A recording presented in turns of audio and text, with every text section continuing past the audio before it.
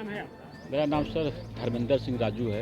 धर्मेंद्र भाई, ये बताइए कि ये गाँव में क्यों इतनी दहशत है? लोग परेशान दिखाई पड़ रहे हैं और एक सीसीटीवी वीडियो भी वायरल हो रहा है जिसमें कुछ मुस्लिम जो बच्चे हैं वो कत्ल करते हैं। सर पहले तो सर बच्चे तो है नहीं हो, अगर बच्चे होते तो इतना उन लोगों को हिम्मत होता नहीं, बच्चे नहीं है, वो सब चच्चे हैं। कश्मीर में भी ऐसा हुआ था कि पहले बच्चे ढिल्ला चलाते चलाते फिर गोली भी चला रहे हैं। आप देख रहे हैं जितनी मर्डर हत्या हो रहा है 15 साल के बच्चे चला रहे हैं। उसको आप बच्चे मत कहिए, उसको चच्चे भी कहिए। और गाँव से पहले से हम लोगों का संवेदनशील गांव रहा है कोटवा गांव। 85-86 में दंगा भी हुआ है, मंदिर को लेकर विवाद हुआ है। ताजिया के लोग का हर साल कुछ न कुछ बवाल होता रहता है यहाँ पे। और जो अभिलाष सिंह मोनू हैं उनको अब मतलब उनके अथवा में कुछ ताजिया का मैटर विवाद भी हुआ था, वहाँ पे कुछ और हुआ था।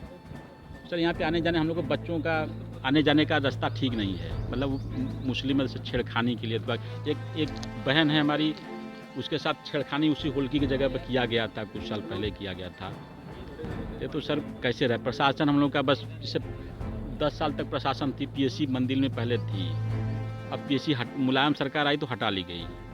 तो ये तो 10 दिन के लिए पीएससी भेजे हम लोगों को लथुआ के लिए, फिर होली दिन हटा देंगे। जहाँ तक चैनल आप लोग हट जाएंगे, जहाँ से सब खबर हट जाएगा तो हटा देंगे। तो हम लोग सुरक्षित कहाँ हैं? योगी जी की सरकार है, फिर भी इस हम लोग को योगी जी की सरकार पर बहुत गर्व है, हमको बहुत गर्व है। बाकी अब यहाँ पे गर्व कैसे करूँ हम लोग? योगी जी तो कुछ जानते ही नहीं कि हम लोगों को घटना क्या घटी, हम लोग कैसे बीत रहे हैं, हम लोग कैसे कर रहे हैं। और होली भी सर इसमें धार्मिक में संसदीय क्षेत्र है, बेहद से मतलब देश का सबसे जो जिसमें सबकी नजरें होती है वो ये बनारस है, वहाँ पर इस तरीके की घटनाएं। तो बनारस सर एक कोटवा गांव पहले से ही संवेदनशील गांव है। कोटवा आपका बगल में लोहता गांव है, सब संवेदनशील गांव है। किस लिहाज से संवेदनशील? मतलब कि सर यहाँ पे 95% 95% मुस्लिम की आबादी है, 5% हम लोग हिंदू हैं। तो पहले से हम लोग कम हैं। और तो अब जो 4% और भाग गए यहाँ से, पलायन कर रहे हैं भाग डर के मारे। ये जो रहेगी वो इलाका संवेदनशील हो गया ना सर। अब यहाँ से आधा लोग तो पलायन करने पर विचार कर रहे हैं यहाँ पे। प्रसाद केपी सिंह नाम है मेरा। केपी भाई, ये बताइए कि यहाँ पर क्यों इतनी दहशत है लोगों के बीच में, हिंदू परिवार के बीच में, इसकी वजह क्या है? वजह सिर्फ यही है कि लोग यहाँ से पलायन कर जाएं, सिर्फ एक वजह है। अभी जो क्या हुआ कि भैयालाल हत्याकांड के मामले में जो है कुछ परिवार जैसे अभिलाष सिंह मोनू जो है या जो भी लोग थे उसके लिए थोड़ा प्रशासन से अपनी आवाज़ उठाए या फिर जिसके भी मतलब माध्यम से एप्लीकेशन वगैरह दिलवाए चौकी या थाने पर, तो उन्हीं के खिलाफ कार्रवाई होगी। पहले यहाँ पे 74 लोगों का जो है 50 लोगों का जो है 60 लोग का अज्ञात में और 14 लोगों का नाम दर्ज कार्रवाई किया गया प्रशासन की तरफ से। फिर उसके बाद वो तो मामला ठीक है हो गया, जो भी हुआ पुलिस कुछ लोगों को उठाई, उसमें जो है भेज दी, जेल भी भेज दी। कुछ लोग अभी बाकी भी हैं उसमें मतलब जेल भेजने के लिए। लेकिन उसके बाद यहाँ पे क्या हुआ कि उनके ही घर पे लोग जान गए कि ये उनकी पैरवी कर रहे हैं और ये उनके साथ खड़े हैं, तो उनके घर पे भी पत्थरबाजी कर रही है। पुलिस का कहना ये है कि बल्ब चुराने के लिए लोग जो है बच्चे जो है ऐसा घटना किए। मान लीजिए ठीक है बल्ब चुराने के लिए, लेकिन और भी लोगों के घर पे बल्ब लगा हुआ था, मंदिर में लगा हुआ था, खाली जगह पे लगा हुआ था जहाँ पे कोई नहीं आता जाता है, लेकिन उन्हीं के घर पे पत्थरबाजी करने का क्या रीज़न था? मेरा सवाल बस सिर्फ ये है।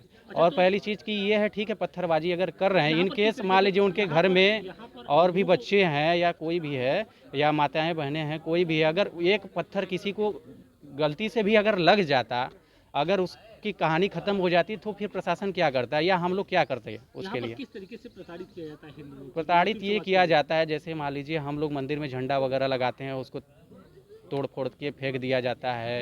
ये बराबर ये सब कुछ ना कुछ वारदात होती रहती है। उसके बाद जो है कि मंदिर में जब हम लोग जाएंगे सुबह, जानते हैं कि लोग ये लोग पूजा पाठ करने आते हैं, तो लाउड स्पीकर में तेज़ आवाज़ में, वो लाउड स्पीकर कहने पे भी बंद नहीं होता है, वो आवाज़ वो करते हैं।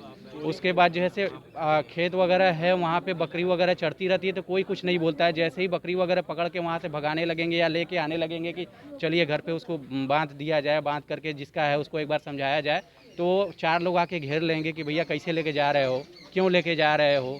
उसके बाद हम लोग रास्ते से आएंगे जाएंगे तो मतलब जो है कि पान थूक दिया जाएगा खा करके।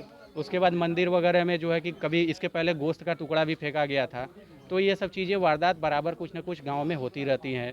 और धमकी भरा पत्र भी मिलता है। यहाँ ही जिनके घर पे अभी पत्थरबाजी हुई है उनको एक जो यहाँ पे बारौखात या जो भी उसका जुलूस निकलता है उसका विरोध किए थे ये, और उसी के बाद जो है इनको धमकी भरा पत्र मिला, और उसके बाद मंदिरों पे और दीवालों पे, घर के कई गांवों के दीवालों पे चिपका दिया गया कि गांव छोड़ दो, और भद्दी भद्दी गालियां उसमें लिखी गई कि तुमको जान से मार देंगे। कितने लोग थे इस गांव में हिंदू? इस घर में क्या स्थिति है? कम से कम 500 से 700 घर हिंदू थे। इस समय फिलहाल में हमको लग रहा है 15 से 20 के करीब में लोग होंगे बस। कहाँ चले गए लोग? सब लोग दूसरे गांव में पलायन कर गए, कोई शहर में बेच के चला गया, कोई अपना पूरा मतलब जर जमीन वगैरह सब कुछ बेच के चला गया। यहाँ पे मेन समस्या यहाँ पे यही है। और दूसरी चीज़ ये है, कुछ बच्चे जो हैं पढ़ने लिखने वाले या काम धंधा करने वाले, किसी चीज़ से कोई मतलब नहीं रखने वाले, अज्ञात में या तो फिर ऐसे ही उनका होली या कोई भी त्यौहार आएगा तो 107-16 में उनका नाम दे दिया जाएगा। वो अब काम करें या फिर सवाल ये है कि वो काम करें या फिर अपना जाके जमानत कराएं 1000-2000 रुपये दे करके, एक दिन का टाइम लॉस करके।